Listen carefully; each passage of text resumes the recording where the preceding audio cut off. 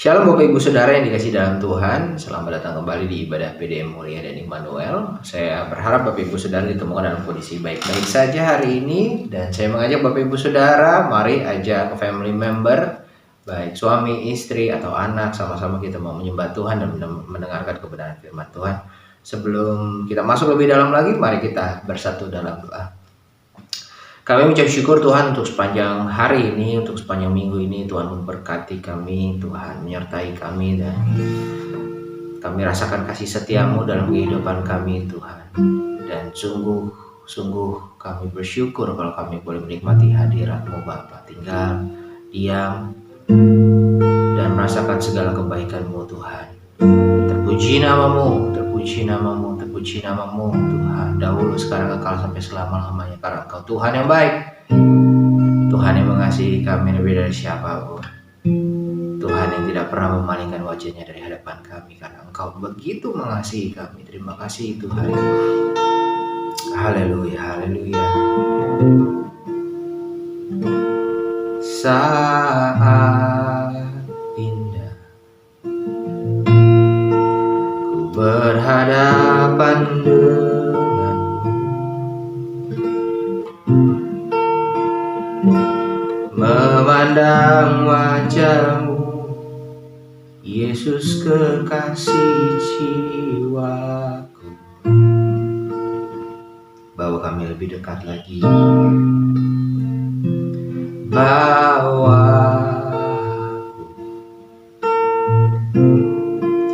erat dalam pelukanmu,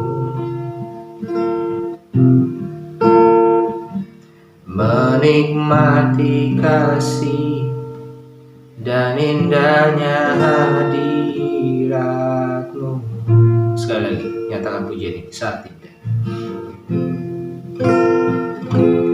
Saat indah ku berhadapan denganmu, memandang wajahmu, Yesus kekasih jiwaku.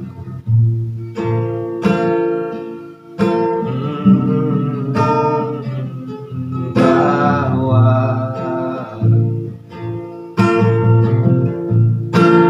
erat dalam pelukanmu,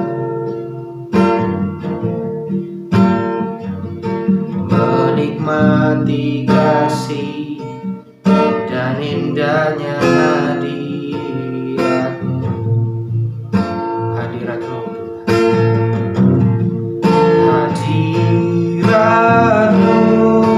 Tuhan, ku rasakan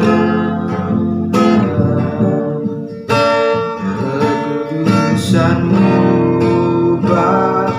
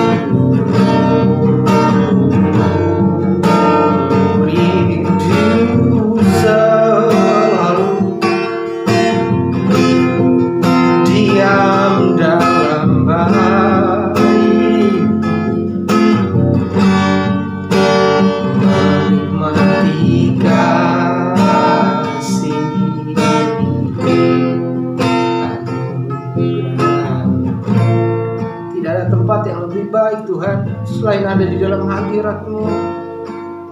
Tidak ada tempat yang lebih tenang selain ada dalam dekapan kasih-Mu Tuhan. Kami mengucap syukur memiliki Bapa yang baik seperti Engkau. Kami mengucap syukur memiliki Tuhan yang peduli seperti Engkau Tuhan. Izinkan kami siang hari ini merasakan pelukan-Mu Bapa, supaya tenang tinggal dan diamlah jiwa kami di dalam Engkau Tuhan. Puji nama-Mu Bapa-Ku, Tuhan yang sangat mengasihiku lebih dari siapa. Tuhan yang sangat mengasihi kami lebih dari siapa. Puji nama-Mu Tuhan. Dan kami mau nyatakan Engkau baik Bapa. Haleluya, haleluya, haleluya. Hadirat-Mu Tuhan ku rasakan,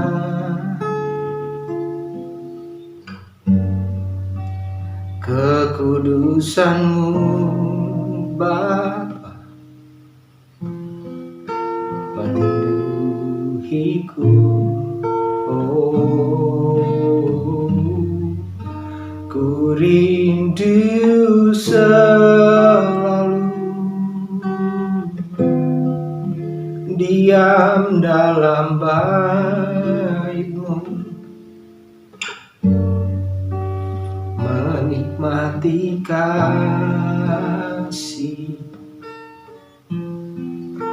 anugerah-Mu, menikmati kasih, menikmati kasih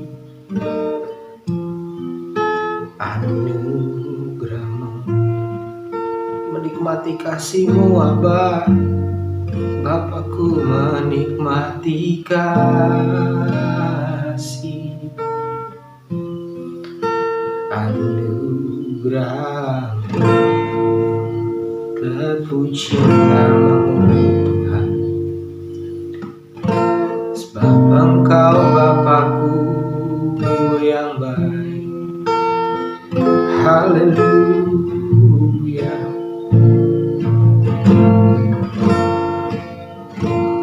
Haleluya.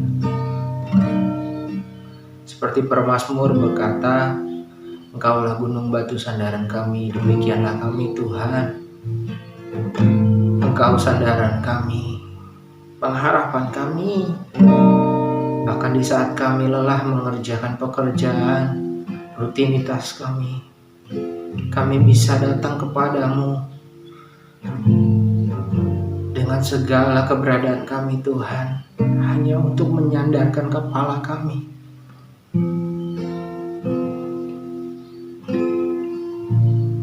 Di tangan-Mu Bapa. Kami datang kepadamu Tuhan karena kami tahu kami akan mendapatkan kelegaan di dalam-Mu. Terima kasih Tuhan, Engkau selalu ada buat kami.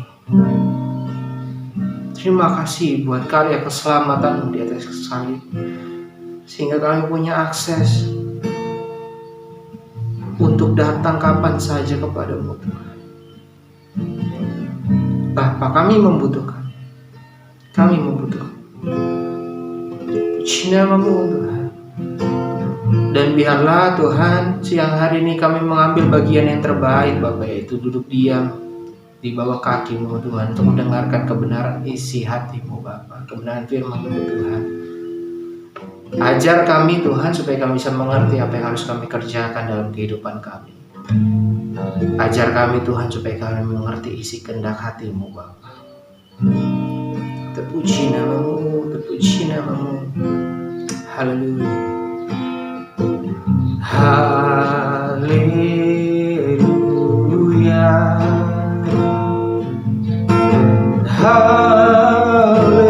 Haleluya.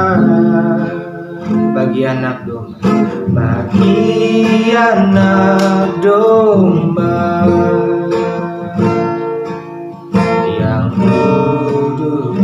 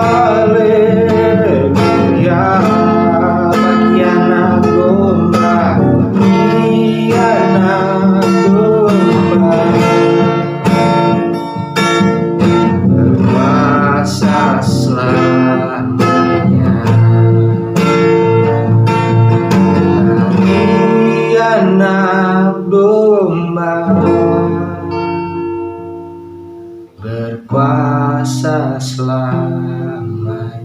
Engkau berkuasa dan duduk di atas tahta yang paling tinggi. Maka dari itu Tuhan, kami siap mendengarkan firman-Mu, karena kami tahu firman-Mu yang akan memerdekakan kami, kebenaran-Mu yang akan menuntun kami bisa bertumbuh, berbuah, dan hidup kami menjadi berkat bagi orang sekeliling kami untuk kebesaran nama-Mu Tuhan. Terima kasih Bapa. Di dalam nama Yesus kami sudah berdoa, bersama kita katakan amin. Halo Shalom Bapak Ibu Saudara, apa kabar? Saya Yeri Pati Nasarani dan terima kasih sudah memberikan saya kesempatan bisa berbagi kebenaran firman Tuhan dalam kesempatan kali ini. Mari kita siapkan hati kita dan percaya bahwa firman senantiasa melahirkan iman yang besar dalam kehidupan kita. Mari kita satu dalam doa. Tuhan, terima kasih, dimanapun kami berada, kami percaya tangan-Mu tidak kurang panjang untuk menolong kami, dan telinga-Mu tidak kurang tajam untuk mendengar setiap seruan kami. Dimanapun kami berada, bangun hidup kami, kuatkan hidup kami, hibur dan sembuhkan hidup kami, sehingga kami boleh terus mengalami anugerah yang datang daripada Tuhan. Kami berdoa biar hari ini Engkau menganugerahkan hikmat, pengertian, juga pewahyuan bagi kami. Sehingga kami tidak hanya mendengar perkataan manusia, tapi kami boleh mendengar perkataan Tuhan yang hidup, yang berbicara bagi kami, dan juga membawa kami ke tempat-tempat yang tidak mungkin kami ada di sana, kalau bukan firman yang membawa kami ke sana. Berkati setiap kami, jangan biarkan kami selesai dalam keadaan yang sama. Kami buka hati kami menerima anugerah yang datang dari Tuhan. Dalam nama Tuhan Yesus kami alaskan doa dan ucapan syukur. Mari setiap kita yang siap mendengarkan firman Tuhan bersama-sama dengan saya kita katakan amin. Puji Tuhan. Bapak Ibu Saudara, sekali lagi shalom dan senang bisa berjumpa dalam kesempatan kali ini. Bapak Ibu Saudara, satu ketika seseorang bertanya dengan sebuah pertanyaan yang sederhana, bahkan cenderung receh menurut saya. Dia bertanya seperti ini kepada saya. Bagaimana cara mengotori sebuah ruangan yang paling mudah dan gampang? Sebenarnya itu pertanyaan yang mudah, tapi dia mengajak saya berpikir menemukan cara termudah dalam mengotori sebuah ruangan. Lalu muncullah berbagai imajinasi saya bagaimana caranya mengotori sebuah ruangan. Dan betapa kagetnya saya ketika dia menjawab, dan saya sangat setuju dengan jawabannya. Dia katakan bahwa cara termudah untuk mengotori sebuah ruangan adalah didiamkan saja. Didiamkan saja, iya. Jangan sapu pel dan bersihkan kamar kita selama 1 bulan, maka akan kotor dengan sendirinya. Jangan bersihkan ruangan selama 2 bulan, akan kotor, berdebu, sarang laba-laba, dan sebagainya. Lalu di sini saya berpikir, semua bentuk pembiaran cenderung membawa kepada kerusakan. Gimana cara merusak anak-anak kita?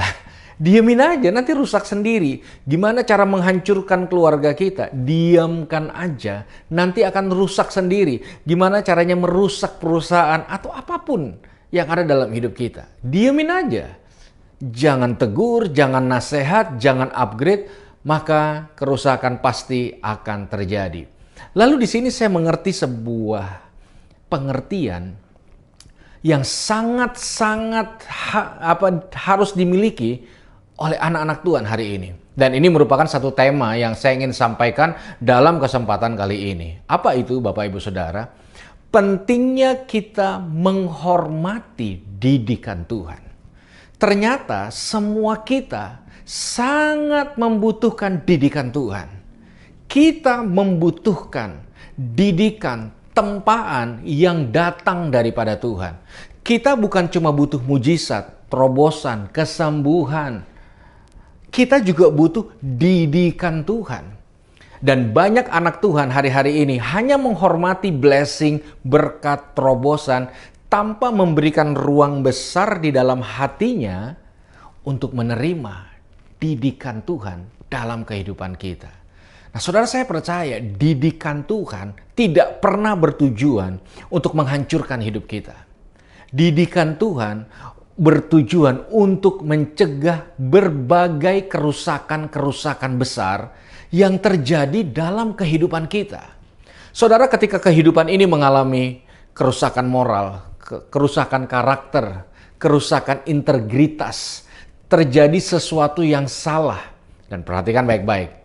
Tuhan tidak selalu memperbaikinya dengan cara melepaskan blessing aja. Cara dia memperbaikinya adalah dia mendidik, melepaskan didikan-didikan ilahi, sehingga seseorang bisa keluar dari kerusakan-kerusakan dan masuk dalam sebuah pemulihan dan rencana yang dahsyat yang Tuhan mau kerjakan dalam kehidupan setiap kita. Saudara, bangsa Israel membutuhkan 1 hari setelah rentetan tulah diberikan Tuhan keluar dari bangsa Mesir. Dan saudara tahu, mujizat, saya ulangi, mujizat membuat bangsa ini keluar dari tanah Mesir.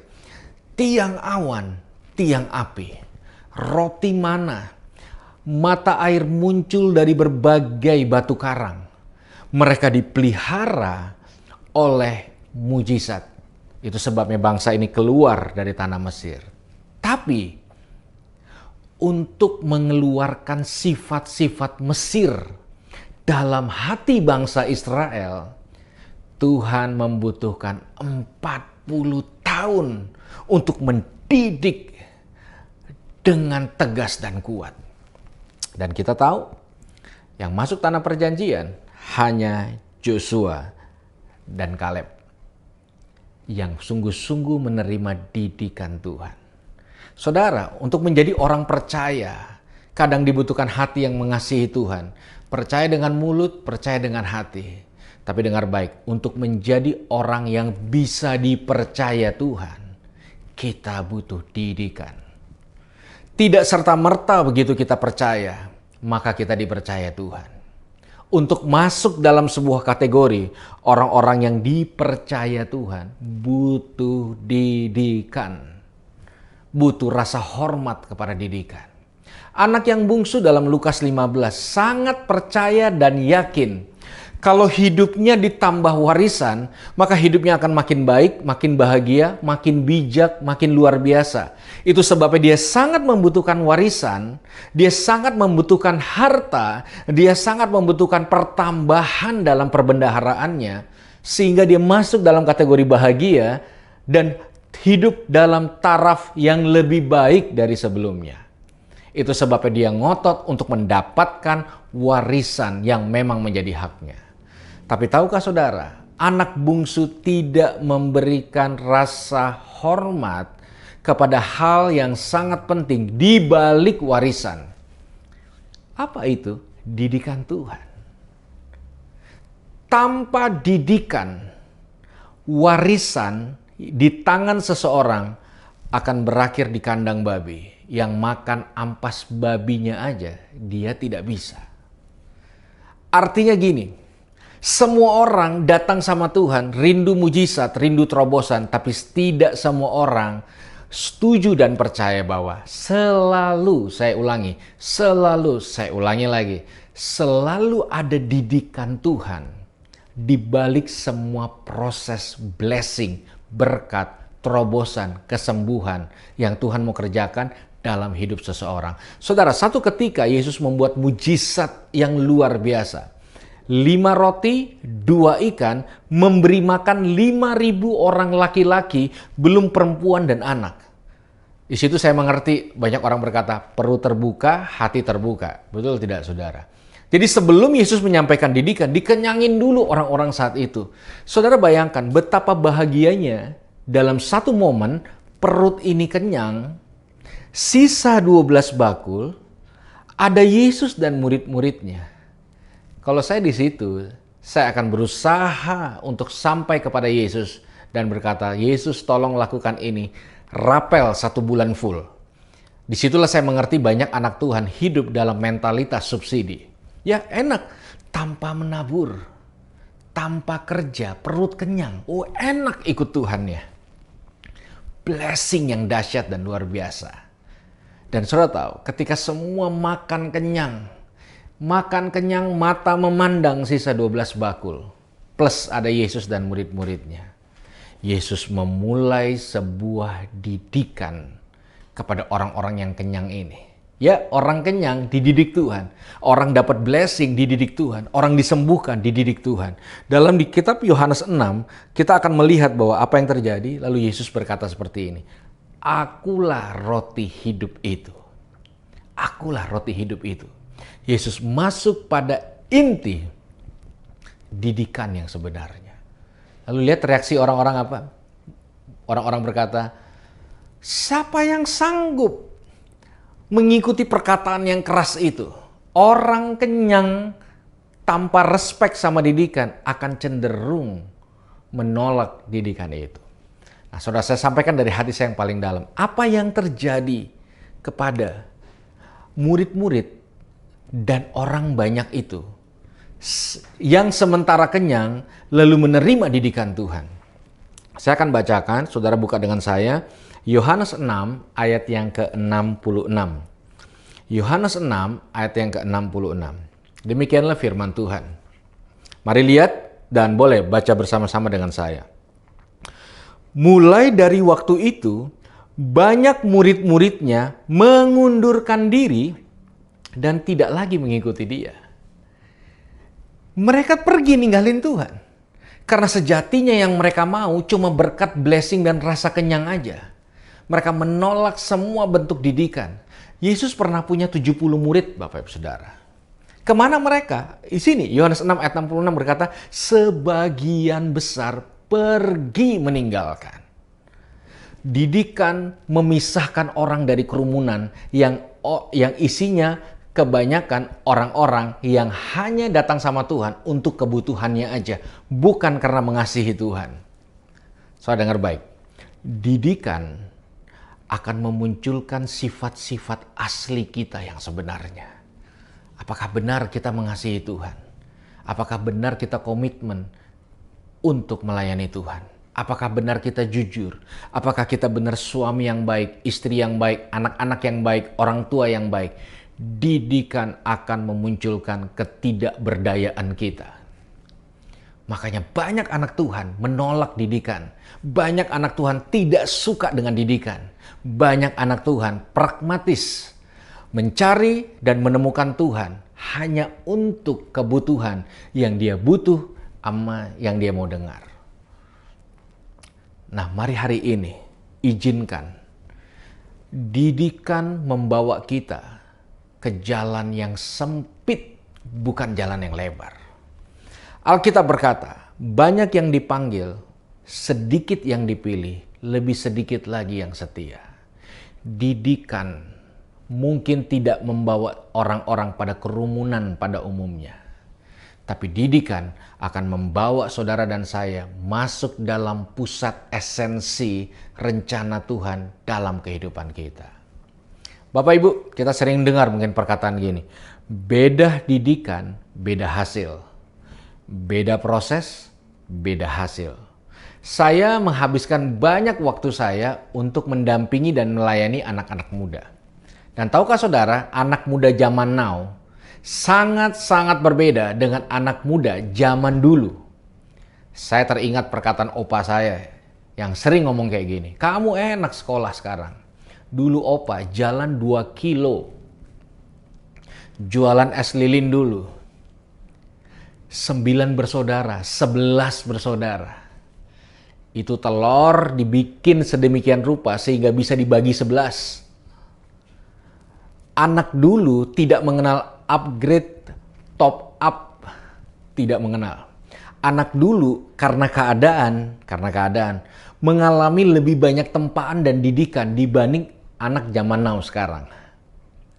Makanya anak-anak zaman dulu benerin genteng bisa, benerin ledeng bisa, jagain anak-anak bisa. Daya tahannya terhadap masalah, nggak gampang ngambek, nggak gampang baper, nggak gampang galau. Mereka terlatih untuk menghadapi tekanan demi tekanan, didikan demi didikan. Nah, mungkin berbeda dengan anak zaman now yang dikit-dikit upgrade, dikit-dikit top up. Saudara, opa saya kalau beli baju 5 tahun itu warnanya nggak luntur. Wanginya tetap ada. Barang-barangnya hampir semua terpelihara dengan baik sekalipun bertahun-tahun, sepatunya, radio antiknya. Ya, karena dia menghormati proses-proses didikan yang ada. Nah, itu sebabnya kita boleh hidup di zaman apapun, tapi saya percaya didikan sejati itu datangnya dari Tuhan. Didikan sejati itu datangnya dari firman yang senantiasa mempengaruhi seluruh aspek kehidupan kita, perjalanan kehidupan kita. Saudara, satu kali saya punya anak umur 6 tahun. Satu kali saya berdoa, karena saya udah tahu kebenaran ini, satu kali saya berdoa, Tuhan, ini bukan cuma anak saya, ini anakmu. Kalau Tuhan mau didik, monggo silakan didik anak saya. Salurkan didikanmu. Begitu doa saya, saudara. Satu ketika dia kumpul dengan teman-teman dia kumpul dengan sepupu-sepupunya, saudara. Dan satu kali tanpa disengaja, sepupunya yang paling kecil mendorong dia nyemplung ke kolam berenang yang dalamnya jauh lebih tinggi dari dia, dan anak saya itu sama sekali nggak bisa berenang. Dan saat itu tidak ada satu orang pun yang tahu, kecuali mereka bocah-bocah ini. Saya nggak tahu anak saya tenggelam berapa lama, tapi tiba-tiba entah gimana, masih misteri sampai hari ini, anak saya itu bisa ke pinggir, lalu keluar dari kolam berenang. Entah gimana caranya. Waktu saya ketemu, sudah basah kuyup dan menangis kejer. Ya iya, abis tenggelam. Dan setelah saya tahu tenggelam, dia nangis kejer. Ini hati ngilu. 2 jam kemudian, anak saya udah bisa ketawa-ketawa. Bapaknya ngilu seminggu. Ngilu. Setiap malam saya merenung apa yang dirasa anak saya ketika tenggelam. Gimana kalau nggak ada yang nolong? Gimana kalau dia benar-benar tenggelam? Gimana kalau itu hari terakhir saya melihat dia hidup? Itu terus terputar dalam pikiran saya dan saya nggak bisa tidur selama seminggu. Ngebayangin itu terus. Lalu saya ingat perkataan saya. Saya yang minta didikan Tuhan untuk anak saya. Waktu Tuhan mulai didik anak saya secara personal. Karena saya percaya Tuhan tolong dia. Kadang-kadang saya yang gak siap. Waktu Tuhan mulai didik istri kita, suami kita, anak-anak kita. Kadang-kadang hati kita ngilu. Dan membuat kita lari dari didikan itu. Saudara, kadang-kadang didikan membuat air mata kita berderai. Kadang-kadang didikan itu membuat kita tidak bisa tidur, tidak nafsu makan. Membuat seakan-akan Matius, Markus, Lukas semua hilang di kepala. Membuat tangan kita keringetan, membuat kita masuk dalam pusat ketakutan dan trauma kita. Didikan itu seperti orang dirajam. Masalah satu belum selesai, tambah lagi masalah, tambah lagi masalah. Saudara ditempa terus-menerus dan terus-menerus. Tapi didikan dari Tuhan tidak pernah untuk menghancurkan kita. Didikan yang datang dari Tuhan untuk membuat kekuatan ilahi menjadi nyata dalam hidup kita. Sebelum saya lanjutkan, saya mau bertanya, Bapak Ibu Saudara, mana yang Bapak Ibu Saudara pilih? Masalah kita selesai atau pundak rohani kita makin kuat? Kalau Bapak Ibu Saudara memilih pundak rohani yang makin kuat, jangan salahkan Tuhan menempa kita dari didikan pada didikan, pada didikan, pada didikan. Masalah pada masalah, pada masalah, pada masalah. Sekali lagi, bukan untuk menghancurkan kita, tapi untuk membuat pundak rohani kita makin kuat. 2 tahun terakhir, masa yang sulit untuk semua orang di seluruh muka bumi ini, menurut pandangan saya. Pandemi COVID-19 menghajar begitu banyak sektor dalam kehidupan orang percaya maupun yang tidak. Dan itu tidak mudah. Saudara, ayat yang paling merema dalam kehidupan saya selama masa pandemik itu adalah 1 Korintus 10 ayat 13. Ya, ayat yang populer. Karena berkata, pencobaan-pencobaan yang kamu alami ialah pencobaan-pencobaan biasa. Biasa. Nah, coba sama-sama kita ucapkan sampai kedengaran telinga kita. Biasa. Biasa. Sekali lagi, biasa. Supaya kita terbiasa. Biasa.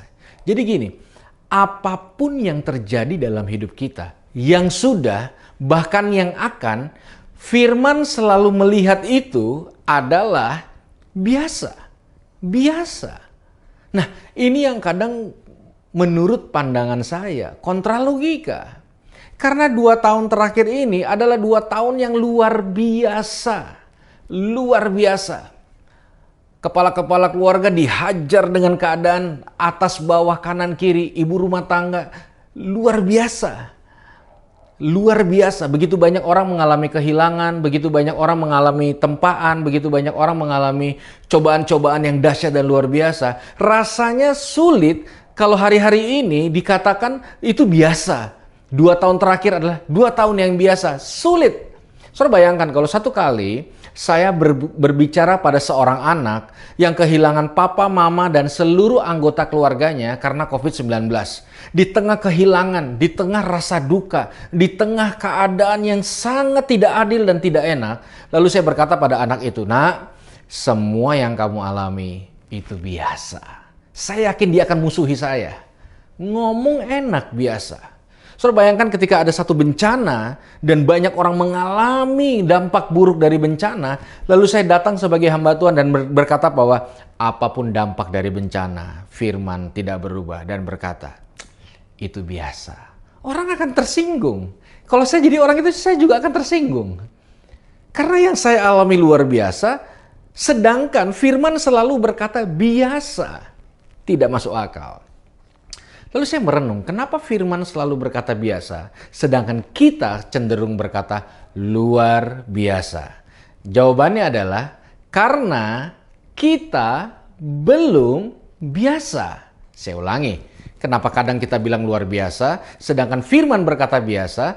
Karena kita belum biasa. Contoh, Bapak Ibu ingat 2 tahun lalu, ketika pertama kali pemerintah mengarahkan semua kita mengenakan masker, siapa yang biasa hidup dengan masker? Saya berkali-kali mama saya di awal pandemi COVID-19 selalu berkata, kayaknya mama kena COVID deh. Kenapa? Sesek. Semua orang naik tangga pakai masker, pasti sesek. Pasti sesek. Jadi nggak mudah. Pakai masker, pulang cuci tangan itu nggak mudah. Tapi apa yang terjadi 2 tahun kemudian? Mulai biasa. Saudara ingat pertama kali ibadah online itu sulitnya minta ampun. Yang khotbah sulit, yang mimpin pujian sulit, yang ngikutin ibadah juga sulit. Satu buah handphone di ruang tamu dan diikuti oleh semua. Sulit. Ada tukang bakso, signal hilang, ada suara apapun lewat gitu, itu sulit. Tapi setelah 2 tahun, akhirnya banyak orang mulai biasa. Ibu-ibu yang dampingin anaknya sekolah online, betapa sulitnya. Tapi minimal setelah 2 tahun, mulai biasa. Sama seperti saudara berkata seperti ini, Tuhan, aku paling tidak suka ketemu orang model gini. Jauhkan orang seperti ini dari hidup saya, supaya hidup saya penuh dengan damai sejahtera. 5 tahun. Dan setiap hari Tuhan kirim 10 orang model kayak gitu. Apa yang terjadi 5 tahun kemudian? Biasa. Biasa. Jadi gini, terbiasa dengan sebuah masalah tidak selalu negatif. Ingat, Alkitab berkata, jangan khawatir akan hari esok. Karena hari esok punya kesusahannya sendiri. Kesusahan sehari cukuplah untuk sehari. Saudara tahu, makna dari ayat ini sedang menyampaikan hal yang jujur, bahwasanya setiap hari ada kesusahan. Maaf, saya tidak menyampaikan sebuah teologi penderitaan, makin menderita makin rohani, tidak. Tapi saya mau menyampaikan sebuah teologi keseimbangan, bahwa untuk merubah banyak hal, kadang Tuhan tidak hanya menggunakan berkat, blessing, terobosan, kesembuhan dan sebagainya. Kalaupun dia menggunakan itu, pasti ada didikan di baliknya. Pasti ada didikan di baliknya. Dan kita sebagai anak-anak Tuhan harus memberikan sebuah rasa hormat kepada semua didikan dalam kehidupan ini. Jangan tolak, jangan tengking, jangan abaikan, jangan hina didikan-didikan Tuhan yang Tuhan sedang kerjakan dalam hidup kita, dalam suami, dalam istri, dalam anak-anak, dalam orang tua kita, dalam kantor, dalam pekerjaan, di gereja, di kota, dan di bangsa. Karena sejatinya semua didikan akan menghasilkan hal-hal yang dahsyat dan luar biasa, yang tentunya bagi kemuliaan nama Tuhan. Jadi jangan biarkan kita tumbuh tanpa didikan. Jangan tolak didikan-didikan itu. Saya berdoa, saudara, siapapun kita, apapun yang sedang kita alami hari-hari ini, hadapi bersama Tuhan. Hadapi bersama kuasa dan anugerahnya. Makanya Alkitab berkata, dalam kelemahan kita, kuasa Tuhan itu menjadi sempurna. Jadi saya mengajak setiap kita, jangan seperti beberapa prajurit yang akhirnya mengambil jubah Yesus dan mengundinya. Karena hari-hari ini banyak anak-anak Tuhan ikut Yesus hanya untuk jubahnya saja.